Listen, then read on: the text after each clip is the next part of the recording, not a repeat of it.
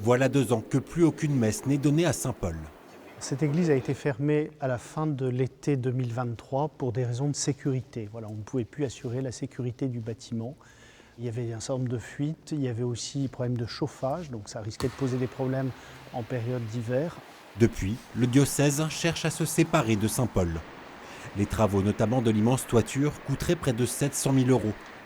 Cet argent, il préfère le consacrer à la rénovation d'autres lieux de culte, plus anciens ou accueillant davantage de public. Hors de question pour autant de détruire l'église. D'ailleurs, la mairie s'y oppose.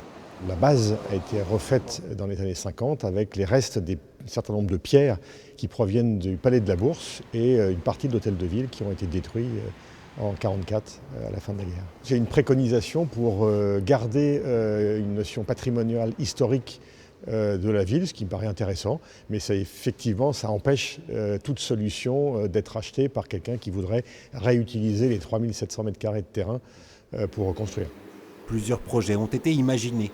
Logements sociaux, musées, maisons de santé. Rien de concluant pour le moment.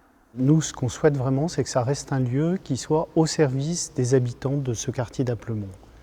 Voilà, donc forcément, c'est assez large et vaste comme réponse. Il y aura forcément plusieurs hypothèses. En attendant de trouver repreneur, l'église Saint-Paul reste porte close.